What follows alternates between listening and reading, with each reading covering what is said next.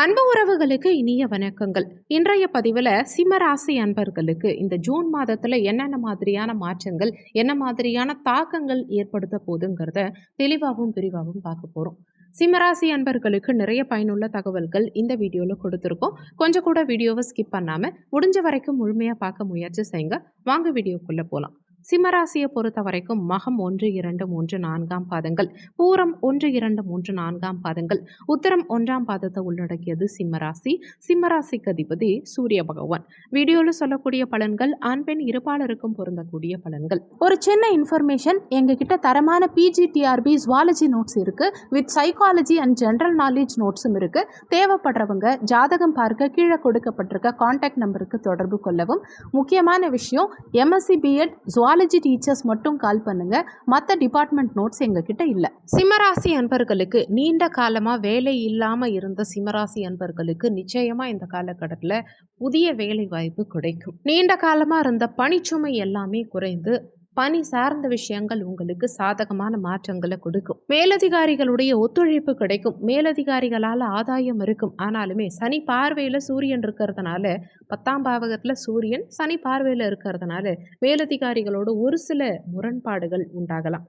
உள்ளுக்குள்ளே இருக்கும், ஆனால் வெளிப்படையாக நேரடியாக மோதிர மாதிரியான நிலை எதுவும் இருக்காது. பெரிய பாதிப்புகள் எதுவும் இருக்காது.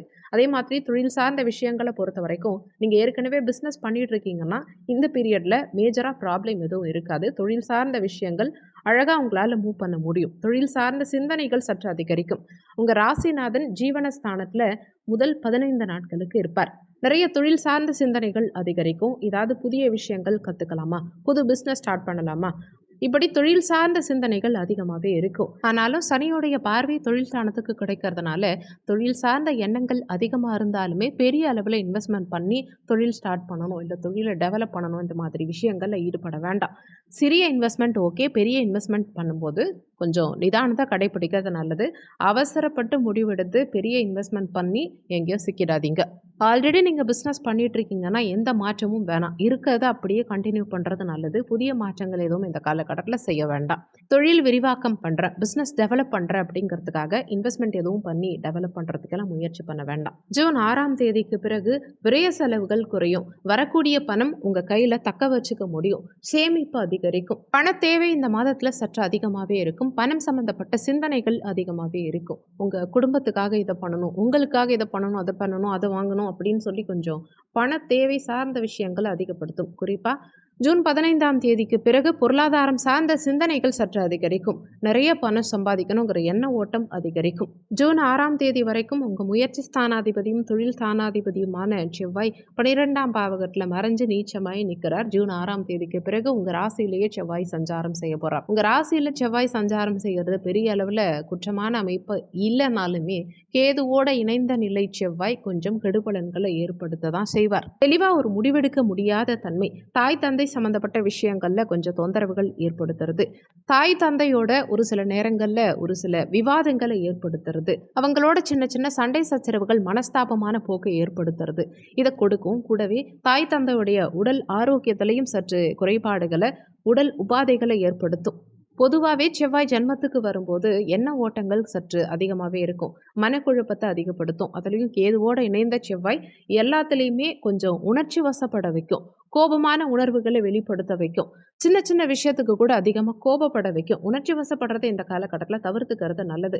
மன ரீதியாக சில தாக்கத்தை ஏற்படுத்தி எல்லா விஷயங்களுக்கும் சீக்கிரமாக இமோஷனல் ஆகிற மாதிரியான தன்மையை கொடுக்கும். அதனால் எந்த விஷயமா இருந்தாலும் எதுக்கும் சீக்கிரமாக ஓவராக ரியாக்ட் பண்ண வேண்டாம், ஓவராக இமோஷனல் ஆக வேண்டாம். உணர்ச்சி வசப்பட்ட அவசர முடிவுகள் எதுவும் எடுக்கக்கூடாது இந்த காலகட்டத்தில். கோபமான வார்த்தைகள் உங்கள் வாயிலிருந்து சற்று ஈஸியாகவே வெளிப்படும். கோபத்தன்மையை குறைச்சி நிதானத்தை கடைபிடிக்கிறது இந்த மாதத்தில் உங்களுக்கு நல்லது. கோபப்பட்டீங்கன்னா தேவையில்லாத பின்விளைவுகள் சற்று அதிகரிக்கிறதுக்கு வாய்ப்புகள் உண்டு. யாராவது சின்னதாக ஏதாவது சொல்லிட்டா கூட ரொம்ப சீக்கிரமாக கோபம் வந்துடும். அதை தவிர்த்துக்க பாருங்க. காரணம் இல்லாமல் சில நேரங்களில் அர்த்தம் இல்லாமல் கோபப்படுவீங்க. யாராவது உங்களை கோபப்படுத்துகிற மாதிரி பேசினா கூட கொஞ்சம் நிதானமாக கவனிங்க. என்ன பேசுகிறாங்க, என்ன பேச வராங்கங்கிறத முழுமையாக கேளுங்க, கவனிங்க. அவசரப்பட்டு டக்குன்னு வார்த்தைய விட்டுறாதீங்க.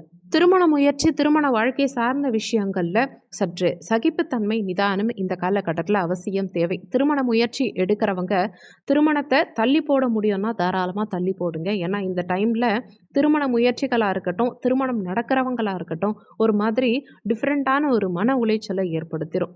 ஒரு திருப்திய கொடுக்காது. திருமணம் சார்ந்த முயற்சிகள்லயே ஒரு டிஃப்ரெண்ட்டான எக்ஸ்பீரியன்ஸ் கொடுக்கும். டைம் இருக்கு, ஆப்ஷன் இருக்கு, ஏஜ் இருக்கு, கொஞ்சம் பொறுமையா கல்யாணம் பண்ணிக்கலாம் அப்படின்னா கொஞ்சம் தள்ளி வைக்கிறது நல்லது. ஏன்னா திருமண வாழ்க்கை ஒரு பெஸ்ட் எக்ஸ்பீரியன்ஸ் கொடுத்தா சந்தோஷம்.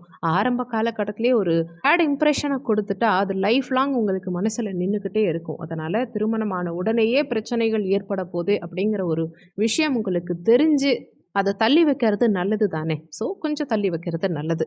ஆனால் உங்களுக்கு வேறு ஆப்ஷன் இல்லை, இப்போ உடனே கல்யாணம் பண்ணி ஆக வேண்டிய சுச்சுவேஷன் அப்படின்னா நீங்கள் தாராளமாக கல்யாணத்துக்கு முயற்சி பண்ணலாம். இருந்தாலும் அந்த திருமண பொருத்தம் நல்லா பார்த்துக்கோங்க. அதை விட ரொம்ப முக்கியம், பொண்ணு மாப்பிள்ளை 2 பேருடைய ஜாதக கட்டம் நல்லா இருக்கா, கிரகநிலைகள் சரியாக இருக்காங்களா, குடும்பஸ்தானம் நல்லா இருக்கா, குழந்தை பாக்கியம் நல்லா இருக்கா, கலத்திரஸ்தானம் நல்லா இருக்கா, ஆயுள், மாங்கல்ய பலம், இது எல்லாத்தையுமே ஜஸ்ட் செக் பண்ணிக்கிட்டு அவங்க கேரக்டர் உட்பட, குடும்ப வாழ்க்கை உட்பட எல்லாத்தையும் நல்லா செக் பண்ணிவிட்டு கல்யாணத்துக்கு முயற்சி எடுக்கிறது நல்லது.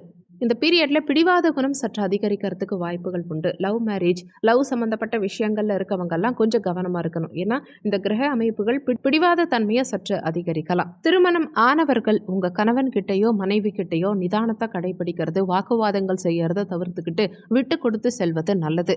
நண்பர்களை பொறுத்த வரைக்கும் நண்பர்களோட ஏதாவது வாக்குவாதம் மனக்குழப்பத்தை ஏற்படுத்தலாம். குறிப்பாக பார்ட்னர்ஷிப் பிஸ்னஸ் பண்ணுறவங்களுக்கு சில பிரச்சனைகள் இந்த காலகட்டத்தில் ஏற்படுத்தலாம். தொழிலில் ஏதாவது குழப்பங்களை ஏற்படுத்தலாம். கொஞ்சம் விழிப்புணர்வோடு இருக்கணும். யாரையும் முழுமையாக நம்பக்கூடாது. உங்கள் சீக்ரெட் விஷயங்களை உங்கள் நண்பர்களை நம்பி சொல்ல வேண்டாம்.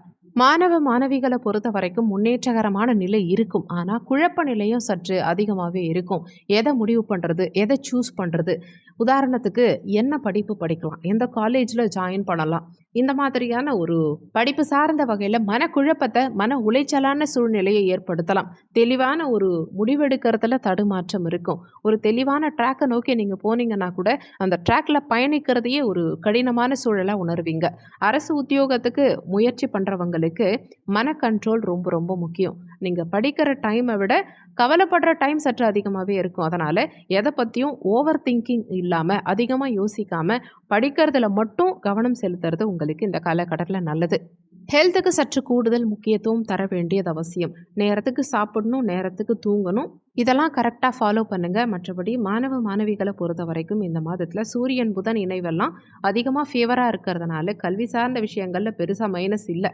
ஆனால் கவலைப்பட்டுட்டே படிச்சிருவீங்க. கவலைப்பட்டுட்டே உட்கார்ந்துருக்காம படிப்பில் கூடுதல் கவனம் செலுத்த பாருங்கள். டைம் வேஸ்ட் பண்ணுறதை கொஞ்சம் குறைச்சிக்கோங்க. சில நேரங்களில் நண்பர்களால் தேவையில்லாமல் நேர விரயம் அதிகம் ஏற்படுறதுக்கு வாய்ப்புகள் உண்டு. ஹெல்த் வைஸ் உடல் ஆரோக்கியத்தில் கூடுதல் அக்கறை எடுத்துக்கிறது நல்லது. ஏற்கனவே அஷ்டமத்து சனியும் போயிட்டுருக்கு.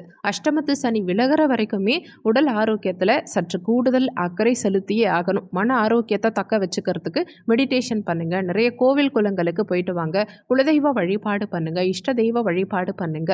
அஷ்டமத்து சனியுடைய தாக்கம் குறைய முடிஞ்ச வரைக்கும் திருநள்ளாறு முடியறவங்க போயிட்டு வாங்க, முடியாதவங்க அருகில் இருக்கும் சிவாலயத்துக்கு சென்று இரும்பு அகல் விளக்கு எடுத்து எல் தீபம் ஏற்றி சனி பகவான் வழிபாடு செய்யறதும், ஹனுமன் வழிபாடு செய்யறதும், விநாயக பெருமானுக்கு சூறை தேங்காய் உடைத்து அரிக்கம்புல் சாத்தி இரட்டை தீபமேற்றி வழிபாடு செய்யறதும், நிறைய தான தர்மங்கள் செய்யறதும் இந்த காலகட்டத்தில் உங்களுக்கு சனியுடைய தாக்கத்தை குறைத்து பிரச்சனைகளை குறைக்கும். வீடியோவில் சொல்லியிருக்கக்கூடிய பலன்கள் கோச்சார பலன்கள். இது 20% தான் உங்கள் வாழ்க்கையில் ஒர்க் பண்ணும். மீதி 80% உங்கள் சுயஜாதகப்படி தான் வாழ்க்கையில் எல்லாமே நடக்கும்.